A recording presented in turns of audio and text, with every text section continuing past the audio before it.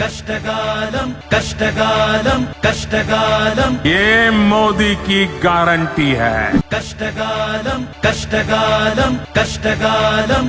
First line நேயர்களுக்கு வணக்கம். நேற்று மோடிஜி வந்து சென்னைக்கு வந்தார், அதெல்லாம் பார்த்துருப்பீங்க. என்னென்ன கூத்துகள் நடந்தது எல்லாம் ரொம்ப ரசித்து பார்த்துருக்கீங்க. உங்கள் ரெஸ்பான்ஸுக்கு ரொம்ப நன்றி. இப்போ என்ன பார்க்க போகிறோம்னா, அதை விட சிறப்பான ஒரு செய்கை என்னன்னு பார்த்தீங்கன்னா, இப்போ எந்த டிவியில் நீங்கள் பார்த்தீங்கன்னாலும் மோடி தான் கேரண்டி அப்படின்னு ஒரு விளம்பரம் பார்த்துருப்பீங்க. பல்வேறு ரூபத்தில் வரும். சின்ன குழந்தை பேசுவோம், எங்கள் அம்மா உயிரோடு இருக்கிறதுக்கே மோடி தான் காரணம், எங்கள் தாத்தா வந்து நல்லா இருக்கிறதுக்கு மோடி தான் காரணம், மோடியோட கேரண்டி தான் காரணம், எங்கள் அப்பா தான் நல்லா இருக்கிறதுக்கு மோடியோட கேரண்டி தான் காரணம்னு ஒரு விளம்பரம் பல்வேறு ரூபத்தில் எடுத்திருக்காங்க. அந்த விளம்பரங்களில் என்ன இருக்குது, அதில் உள்ள தத்துவங்கள் என்ன, தாற்பயங்கள் என்ன அப்படின்றதான் நம்ம பிரித்து நம்ம பார்க்க போகிறோம். அந்த விளம்பரங்களை நீங்கள் பாருங்கள், கான்சென்ட்ரேட் பண்ணி பார்த்துருக்க மாட்டீங்க. இப்போ அப்படியே டிவியில் ஏதாவது ஓடும்போது வந்திருக்கும் மோடி தாங்கன்னு காதில் வாங்கியிருப்பீங்க. பெண்கள் வந்து வீட்டு வேலை செஞ்சுட்டு இருக்கும்போது அந்த சீரியல் ஓடும்போது இது வந்திருக்கும், இப்படி தான் கேட்டிருப்பீங்க. இதை நீங்கள் கூர்ந்து விட்டு நோக்குனீங்க அப்படின்னா உங்களுக்கு பல வகையில் சிரிப்பு வரும். நிச்சயமாக இதை நீங்கள் பார்த்து ரசிப்பீங்கன்னு நினைக்கிறேன். இது வந்து ரொம்ப ஆபத்தான விஷயந்தான், இருந்தாலும் அதை அழகாக கொடுக்கணும்னு நான் உங்களுக்கு கொடுக்குறேன். இப்போ முதல் விளம்பரத்தை பார்த்துடலாம். பார்த்தோன்னே அதில் உள்ள அர்த்தங்களையும் நம்ம பார்க்கலாம். முதல் விளம்பரத்தை பாருங்கள். அம்மா நம்மள யார் கண்ணும் படாம பாத்துக்கறாங்க. அம்மா நம்ம கனவுகளை நனவாக்குறாங்க. அம்மா நம்மள படிக்க வைக்கிறாங்க, வளர்க்கறாங்க. அம்மா நம்மள சொந்த கால்ல நிக்க வைக்கிறாங்க. அம்மா நம்மளுக்காக எவ்வளவு பாடுபடுறாங்க. அம்மா நம்ம எல்லாரையும் வலிமையாக்குறாங்க. இந்த விளம்பரத்தை பார்த்தீங்களா? இதில் வந்து அம்மா வந்து நம்மளை யார் கண்படாமல் பார்த்துக்கிறாங்களா, அம்மா நம்மளை வளர்க்குறாங்களா, அம்மா நம்மளை காப்பாற்றுறாங்களா. அப்போ மோடி ஆட்சிக்கு வரதுக்கு முன்னாடி எல்லா வீட்லேயும் எல்லா பிள்ளை பிறந்தவொடனே அவங்க அப்பத்தா தான் காப்பாற்றுதா, இல்லை யார் காப்பாற்றினாங்க, இல்லை பக்கத்து வீட்டுக்காரன்ட்ட கொடுத்துருவாங்க, இல்லை பிள்ளையை பெற்று அடுத்த வீட்டு பாட்டி வளர்க்குது, தாத்தா வளர்த்தாரு அப்படின்னு மோடி ஆட்சிக்கு வந்ததுக்கப்புறம் அம்மா வளர்க்குறாங்களா, அம்மா பாதுகாக்கிறாங்க. எல்லா குழந்தையும் இந்த உலகம் தோன்றிய காலத்திலேருந்து தாய் தான். அது வந்து நீங்கள் நாய்க்குட்டியாக இருந்தாலும் தாய்க்குட்டியை, அந்த நாய்க்குட்டியை காப்பாற்றுறது அந்த தாய் தான் காப்பாற்றும். புரியுதா? அது உலகத்துக்கே தெரிஞ்ச உண்மை, உலக உண்மை. அது ஒரு வீட்டில் ஒரு குழந்தை பிறந்து கஷ்டப்படுற வீடாக இருந்தாலும் சரி, பணக்கார வீடாக இருந்தாலும், குழந்தை பிறந்த உடனே அந்த குழந்தையை பார்த்து வளர்த்து அதை படிக்க வச்சு ஆளாக்கி அதை கல்யாணம் பண்ணி வச்சு அதுக்கு பிறந்த குழந்தையும் அந்த தாய் தான் பார்த்துக்கிட்டு இருக்கா. சரியா? இவர் வந்து மோடிஜி ஆட்சிக்கு வந்ததுக்கப்புறம் தான் அந்த தாய் வந்து இவங்களை காப்பாற்றுறாங்களா, தாய் இது பண்ணுறாங்களா. அதுக்கு காரணம் என்னென்னா, அந்த தாயவே மோடிஜி தான் காப்பாற்றுறாங்க. அதுக்கு முன்னாடி மோடிஜி ஆட்சிக்கு வர்றதுக்கு முன்னாடி நாயா காப்பாற்றுச்சு தாயை. இவர் ஆட்சிக்கு வந்தோடனே தாயை இவர் காப்பாற்றுறாராம். அதனால இவங்க தாய் நல்லா இருந்தால் பாரத் மாதாவும் நல்லா இருக்கணும். ஆனா அம்மாவை வலிமையாக்குறது யாரு? மோடிஜி. சிலருக்கு குழாய் நீர், சிலருக்கு கேஸ் கனெக்ஷன் கொடுத்து, சிலருக்கு கழிப்பறை, சிலருக்கு மின்சாரம், சிலருக்கு லோன் கொடுத்து, சிலரை டிஜிட்டலா மாத்தி. எங்க அம்மா வலிமையாகும் போது பாரத மாதாவும் வலிமையாவாங்க. இப்போ என்ன சொல்கிறாங்கன்னா, அவங்க அம்மா வந்து நம்மளெல்லாம் சொந்த காலில் நிற்க வைக்கிறாங்க. சரி, அதுக்கு முன்னாடியெல்லாம் வாடகை காலில் நிற்க வச்சாங்க 10 வருஷத்துக்கு முன்னாடி. இவங்க பிஜேபி ஆட்சிக்கு வந்தோடனே பிள்ளைங்க பூரா சொந்த காலில் நிற்கிது. அதுக்கு முன்னாடி வாடகை காலில் நின்றுட்டு இருந்தது. அதுக்கப்புறம் இவங்க அம்மாவை வலிமையாக்குறாரா யார்? மோடிஜி வலிமையாக்குறாராம். இவங்க அம்மா வலிமையானால் பாரத் மாதாவே வலிமையாயிருமா? பாரத் மாதான்றது எங்கே இருக்குது? யார் பாரத் மாதான்றது யார் அப்படின்ற ஒரு கேள்வி வரும்.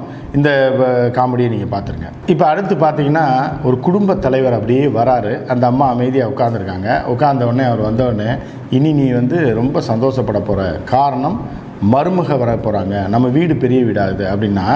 இப்போ நீ உங்களை எல்லாருக்குமே தெரியும் என்னென்னா, இந்த ஆடை பார்த்துருங்க, அதுக்கப்புறம் நம்ம பேசலாம். என்னாச்சு? நீ சந்தோஷப்படணும். இப்ப மருமக வர்றதுனால குடும்பம் பெருசாக போகுது. இது ஆனந்த கண்ணீர். மருமக தன்னோட சொந்த வீட்டுக்கு வரா. என்னோட கனவு இப்ப நனவாயிடுச்சு. நம்ம கனவு மட்டும் இல்ல, 4 கோடி குடும்பங்களோட கனவும் நனவாகி இருக்கு. ஒவ்வொருத்தருக்கும் வீடு சொந்தமாகுங்கிற உத்தரவாதமும் இருக்கு. என்ன கேரண்டி தரீங்கப்பா? மோதியோட கேரண்டி. அப்போ இந்தியாவில் உள்ள எல்லாருக்கும் சொந்த வீடு கட்டி கொடுத்துருக்காங்களா? இப்போ வந்து என்னென்னா, அதுவும் எவ்வளோ கொடுக்குறாங்கன்னா 1.25 லட்சமோ 1.25 லட்சமோ கொடுக்குறாங்க. இதில் எவனா சொந்த வீடு வாங்குமா? சொந்த இடம் கூட, 1 சென்ட் இடம் கூட கிராமத்தில் 1.25 லட்சம் ரூபாய்க்கு வாங்க முடியாது. அப்போ என்னென்ன பொய் சொல்கிறாங்க பாருங்கள், என்னென்ன பொய் புரட்டு பித்தலாட்டம். அதில் அந்த லூசு பயவுள்ள, அதாவது அவன் அப்பா உட்காந்துருக்கான், அவன் மகன் வர்றான், அவன் வந்து யார் கேரண்டின்னு வேறு கேட்குறான். என்ன கேரண்டி தரீங்கப்பா? மோதியோட கேரண்டி. அந்த குடும்பம் வழங்குமா, அது என்ன குடும்பம் அது? வந்து யார் கேரண்டின்னோடனே இவர் சொல்கிறார் மோடி கேரண்டின்னு. அப்போ முடிஞ்சு போச்சு, கஷ்டகாலம் தான் அவங்களுக்கு ஆரம்பிச்சிருச்சு. இதை விளம்பரமாக இந்தியா ஃபுல்லாக போட்டுக்கிட்டு இருக்கேன். 4 கோடி குடும்பங்களுடைய கனவு நனவாயிருக்கான். புரியுதா உங்களுக்கு? 4 கோடி என்று ஒரு வீட்டில் 5-6 பேர், யூபியிலலாம் 8 பேர் இருப்பான். அப்படி அப்போ என்னாச்சு? 4 × 20-25 கோடி பேருக்கு வீடு கட்டி கொடுத்துருக்காங்களா? எப்படி இது? எங்கேயாவது நீங்கள் கேள்விப்பட்டீங்களா? சொந்தக்காரங்க யாராவது தமிழ்நாட்டில் யாராவது இப்போ மோடி வீடு கட்டி கொடுத்துருக்காரு, அதில் வாழ்ந்துக்கிட்டு இருக்காங்க, நீங்கள் பார்த்தீங்களா? இப்படி ஒரு கதை. இது வந்து வீடு கட்டுறதுக்கான ஆடு, ரைட்டா? அடுத்து முதல்ல வந்து என்ன பார்த்தீங்க, ஒரு குழந்தை வந்து பார்த்தீங்கன்னா தாய் காப்பாற்றுறான்ற மாபெரும் தத்துவத்தை சொல்லியிருக்காங்க. ரெண்டாவது வந்து வீடு கட்டி கொடுக்குறாங்க. 4 கோடி குடும்பங்களுக்கு இது வரைக்கும் கட்டி கொடுத்துருக்காங்களாம். அடுத்து விவசாயிகளுக்கு வச்சு செஞ்சது. விவசாயிகளை பூரா நாசப்படுத்தி தெருவில் விட்டு அவன் குடும்பம் பிள்ளைக்குட்டியை விட்டு லட்சக்கணக்கான விவசாயிகள் டெல்லியை நோக்கி வந்துக்கிட்டு இருக்காங்க. அந்த போராட்டம் இன்றும் தொடர்ந்து கொண்டிருக்கிறது. ஆனால் வந்து இவங்க போடுற ஆடை பார்த்தீங்களா? இப்போ இதை பார்த்துருங்க. அப்பா நமக்காக எவ்வளோ உழைக்கிறாரு, எவ்வளவு அதிகமான பாரங்களை சுமக்கிறாரு, எவ்வளோ வேர்வையை சிந்துறாரு, கடுமையான குளிரோட போராடுறாரு. அப்பா நம்மள வலிமையாக்குறாரு. ஆனா அப்பாவை வலிமையாக்குறது யாரு? மோடிஜி. எங்க அப்பா வலிமையா இருந்தா இந்த நாடும் வலிமையா இருக்கும். விவசாயிகளின் செழிப்பு மோடி அரசின் உத்தரவாதம். இப்போ பார்த்தீங்க அப்படின்னா, இப்போ இந்த ஆடு பார்த்தீங்க இல்லையா? அதாவது ஒரு பையன் சொல்கிறான், எங்கள் அப்பா வந்து கடுமையாக உழைக்கிறாரு, வெயிலில் கஷ்டப்படுறாரு, மழையில் கஷ்டப்படுறாரு, வேர்வை சிந்துறாரு, கடுமையாக வந்து உழைக்கிறாரு. எங்கள் அப்பா வந்து அந்த அளவுக்கு உழைக்கிறாருன்னு சொல்கிறான். எல்லாரும் வீட்டு அப்பாவும் இப்போ விவசாயியாக இருந்தால் அவர்களுக்கு ஒரு கடுமை இருக்கும். கூலி தொழிலாளிகளாக இருந்தால் அவர்களும் கடுமையாக உழைப்பார்கள். ஒரு ஆட்டோ தொழிலாளியாக இருந்தால் கூட அவர்களும் கடுமையாக உழைத்து தான் அவர்கள் குடும்பத்தை காப்பாற்றுறாரு. இதில் மோடி எங்கே வந்தார்? மோடியோட கேரண்டி எங்கே வந்துச்சுன்னு தெரில.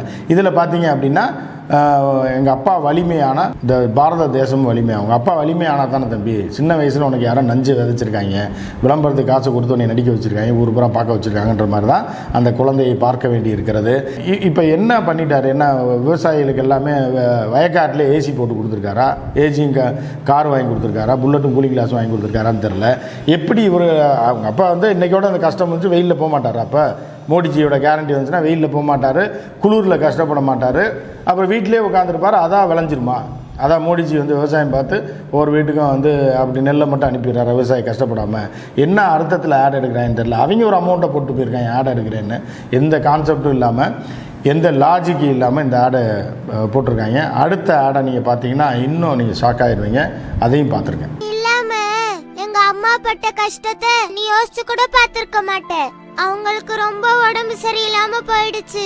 மாசம் மாசம் ஏதாவது நோய் வந்துரும். டாக்டருக்கு கொடுக்க கூட எங்க கிட்ட பணம் இல்ல. இப்போ நீங்க வந்ததால எங்க எல்லா பிரச்சனையும் தீர்ந்துடுச்சு. இனி நீ பாத்துக்கோ, நாங்க ஸ்கூலுக்கு போறோம். பிரதமர் மோடி அவர்களின் திறமையான தலைமையின் கீழ் வெறும் 4 ஆண்டுகளில் 3 கோடி முதல் 14 கோடி கிராமப்புற வீடுகளுக்கு சுத்தமான குழாய் நீர். கஷ்டங்கள் போக்க மோடியின் கேரண்டி. இப்போ அடுத்து ஒரு குழந்தைய பிடிச்சிருக்கேன். அந்த குழந்தை குழாயிட்ட பேசுது. பாவப்பட்ட பிள்ளை குழாயிட்ட என்ன பேசுது அப்படின்னா, நீ வந்ததுக்கப்புறம் தான் எங்கள் அம்மா வந்து நல்லா இருக்காங்க. நீ வர்றதுக்கு முன்னாடி எங்கள் அம்மாவுக்கு நோய்வாய்ப்பட்டுருச்சு. நோய்வாய்ப்பட்டோடனே அந்த ஆஸ்பத்திரிக்கு போக கூட காசு இல்லையா. இப்போ குழா போட்டோன்னே ஆஸ்பத்திரிக்கு காசு வந்துடுமா? இல்லை நோயெல்லாம் சரியாக இப்போ குழா போட்டாங்க உடனே நோய் சரியாயிருமா? எத்தனை வீட்டு குழா போட்டிங்க? இது பூராமே உத்தரப்பிரதேசம் மத்திய பிரதேசம் நடந்த இந்தி படம், சரியா? அந்த ஆடை வந்து இங்கே தமிழில் டப் பண்ணி இங்கே ஓட்டுறாங்க. ஏற்கனவே இந்தி படமே ஷாருக் கான் சல்மான் கான் நடித்த படமே 2 நாளைக்கு மேலே சென்னையில் வேணால் ஓடுமே தவிர வேறு ஊரில் ஓடாது. ஆனால் இந்தி ஆடை கொண்டு வந்து டப் பண்ணி அங்கே உத்தரப்பிரதேசில் குழா போட்டது, மத்திய பிரதேசில் வாய்க்கா கட்டினதெல்லாம் கொண்டு வந்து இங்கே காட்டினா, இந்த தமிழ்நாடு 50 அண்ணா காலத்திலிருந்தே காமராஜர் காலத்திலிருந்தே படிப்படியாக வளர்ச்சியை தொடங்கிவிட்டது, சரியா? இன்றைக்கி வந்து நம்ம டி நகர் இருக்கு இல்லையா, டி நகரில் எவ்வளோ கரண்ட் யூஸ் ஆகுதோ டி நகர் பகுதியில் மட்டும் அந்த அளவுக்கு தான் தமிழ்நாடு முழுவதும் பவர் சப்ளை இருந்தது. யார்? காமராஜர் ஆட்சி காலத்தில். அதற்கப்புறம் காமராஜர் பார்த்தாரு, மூளை முடுக்கெல்லாம் கரண்ட்டு போய் சேரணும்னு. அதற்கான வேலையை பாருங்கள், எவ்வளோ செலவழிஞ்சாலும் பரவாயில்லன்னா எப்போ 70 வருடங்களுக்கு முன்பே காமராஜர் அந்த வேலையை ஆரம்பித்தார். அண்ணா அதுக்கப்புறம் வந்து அதிவேகப்படுத்தி கலைஞர் வந்து கலைஞர் ஆட்சியிலேயே அனைத்து வீடுகளுக்கும் எப்போ 70களில் அனைத்து வீடுகளுக்கும் மின்சாரம் ஒரு பல்ப் நாள் எரியணும்னு தமிழ்நாட்டில் கொண்டு வந்துட்டாங்க. இவங்க அப்பா பிறந்த காலத்திலேயே கொண்டு வந்துட்டாங்க, சரியா? இப்போ வந்து அந்த பாப்பா சொல்லுது இல்லையா, அவங்க பாட்டம் பூட்டம் காலத்திலே தமிழ்நாட்டில் கரண்ட் இருக்குது. கரண்ட்டு குழான்னு ஒன்று இருக்கும், எல்லா பழைய ஆட்களுக்கெல்லாம் தெரியும். அது வந்து கரண்ட்டு அந்த ஒரு நேரத்தில் தண்ணி வரும், சரியா? ஒவ்வொரு தெருவுக்கும் ஒரு குழாயை இன்றைக்கி இல்லை, 50 வருடங்களுக்கு முன்பு அண்ணா காலத்துலேயும் கலைஞர் காலத்துலேயும் அந்த பீரியட்லேயே போட்டு முடிச்சிட்டாங்க. அதுக்கப்புறம் எம்ஜிஆர் வந்தார், அதை எக்ஸ்டெண்ட் பண்ணார். தமிழ்நாடு இப்போ எங்கேயோ போயிட்டுருக்கு. இப்போ வந்துட்டு குழா போட்டு கொடுத்தேன், பாக்கியா சாக்கடை கட்டி கொடுத்தேன்னு சொல்லி நீங்கள் போடுற பில்டப்பை யார் நம்புவாங்கன்னு தெரியல. அடுத்த விளம்பரத்தை பாருங்கள். ஏய் ராஜு கண்ணா, நீ புது பைக்க வாங்கிட்ட, இப்படியே முன்னேறு, பிரமாதமா முன்னேறு கண்ணா.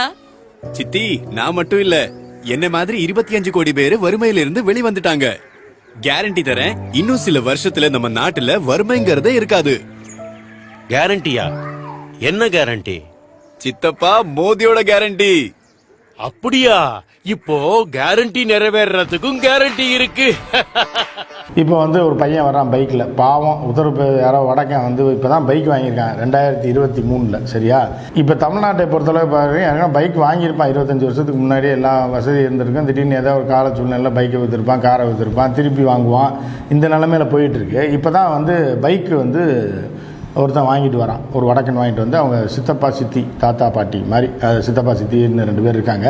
அவங்ககிட்ட என்ன சொல்கிறான் அப்படின்னு பார்த்தீங்கன்னா, 25 கோடி பேர் வறுமையை விட்டு வெளியே வந்துட்டாங்களாம். எப்படி வெளியே வந்தாங்கன்னா, அவங்க வறுமைன்ற இதெல்லாம் இதை ஜெயிலில் போட்டு அடைச்சி வச்சுருந்தாங்களா, அவங்கள 25 கோடி பேரை வறுமையிலேருந்து மீட்டுருக்காராம் மோடிஜி.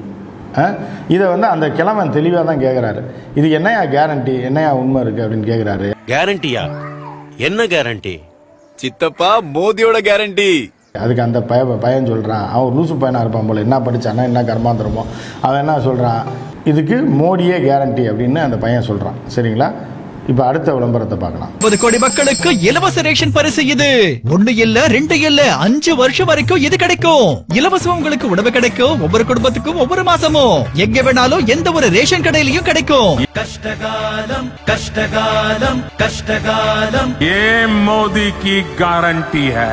24 ஜனவரி 1 அடுத்த 5 ஆண்டுகள் வரை ஏழை மற்றும் அந்தியோதய குடும்பங்கள் ஒவ்வொரு மாதமும் இலவச ரேஷன் பெறுவார்கள். இப்போதான் இவங்க இதே கண்டுபிடிச்சிருக்காங்க. ஏன்னா போன பீரியடு 10 வருஷம் ஜெயலலிதா ஆட்சி செய்ததற்கு முன்பு கலைஞர் ஆட்சியில் தமிழ்நாட்டில் ₹1 அரிசின்றது தான் முதல் கையெழுத்தாகவே போட்டார் கலைஞர். எத்தனை வருஷம்? இப்போ 20 வருஷத்துக்கு கிட்டத்தட்ட 20 வருஷத்துக்கு முன்னாடி 20 வருஷத்துக்கு முன்னாடியே ₹1 அரிசி போட்டாங்க. அதுக்கு முன்னாடி ரேஷன் கடையெல்லாம் நாங்கள் சின்ன வயசுலேருந்து 40 வருஷங்களுக்கு முன்பே வந்து ரேஷன் கடையில் அரிசி போடுறது, மண்ணெண்ணெய் ஊற்றுறதெல்லாம் அவ்வளோ அந்த சிஸ்டம் வந்து தமிழ்நாட்டில் அவ்வளோ இதாக போயிட்டுருக்கு 40 வருஷமாக. இப்போ தான் இவங்க கண்டுபிடிச்சிருக்காங்க, ரேஷன் கடையை கண்டுபிடிச்சி மாதம் உங்களுக்கு அரிசி போடுறோம் அப்படின்ற திட்டத்தை வடக்கன்ஸ்ட்டை கொண்டாந்துருக்காங்க. அந்த விளம்பரத்தை கொண்டாந்து தமிழ்நாட்டில் போடுறாங்க, சரியா? ரேஷன் கடையே இல்லாத மாதிரியும் இப்போ தான் இவங்க வந்து தமிழ்நாட்டில் ரேஷன் கடை ஆரம்பித்து மாதம் 2024 எல்லாருக்கும் இலவச அரிசி போடுற மாதிரியும். இதெல்லாம் வந்து யார் காசு? நம்ம காசு ஆகிடுச்சு, நம்மகிட்ட இது பண்ணிவிட்டு மோடி கேரண்டியா? மோடி என்ன, மோடிக்கே நாங்கள் தாங்க கேரண்டி அப்படின்னு சொல்லி தான் மக்கள் சொல்லியிருக்காங்க. மோடிக்கே இந்த முறை கேரண்டி கிடையாது, ஜெயிப்பார் அப்படின்றது. ஜெயிப்பார், எம்பி எலெக்ஷனில் ஜெயிச்சிருவார். ஏன்னா கோயில் கட்டியிருக்காரு, ஆனால் ஆட்சியில் இருக்க மாட்டார், பிரதமராக இருக்க மாட்டார் அப்படின்றது தான் இப்போ வடக்கிலிருந்து வீசக்கூடிய வாடகை காற்று சொல்லுது. எனவே வந்து இவர் பிரதமராக இருக்க மாட்டார், அதுக்கப்புறம் தானே இவர் கேரண்டி கொடுக்குறது. இவருக்கே கேரண்டி கொடுக்குறதுக்கு ஆள் கிடையாது. இவர் எப்படி மக்களுக்கு கேரண்டி கொடுப்பாருன்னு தெரியல. இப்படி கோமாளித்தனமான கோமாளி கூத்துக்களை அரங்கிய நாள் ஒரு வண்ணமும் பொழுதொரு மேனியுமாக இவர்கள் இறங்கிட்டு இருக்காங்க. இல்லை தமிழ் மக்கள் வந்து காமெடியாக தான் பார்க்குறாங்களே தவிர வடிவேல் கொஞ்ச நாளாக நடிக்கிறது இல்லை. இப்போ மோடியை வந்து ஒரு காமெடியாக பார்த்துட்ருக்காங்க. மோடியோட நிகழ்ச்சியும் சரி, மோடியோட உத்தரவாதத்தையும் சரி, விளம்பரத்தையும் சரி பார்த்துட்ருக்காங்க. தொடர்ந்து இன்னும் எலெக்ஷன் நெருங்க உங்களுக்கு மிகப்பெரிய ஒரு நல்ல ஆக்ஷன் பிளாக்லாம் பார்க்கலாம் நீங்கள் மோடிஜியை வச்சு. மற்றும் ஒரு நிகழ்ச்சியில் சந்திப்போம். நன்றி, வணக்கம். கஷ்டகாலம் கஷ்டகாலம் கஷ்டகாலம், ये मोदी की गारंटी है.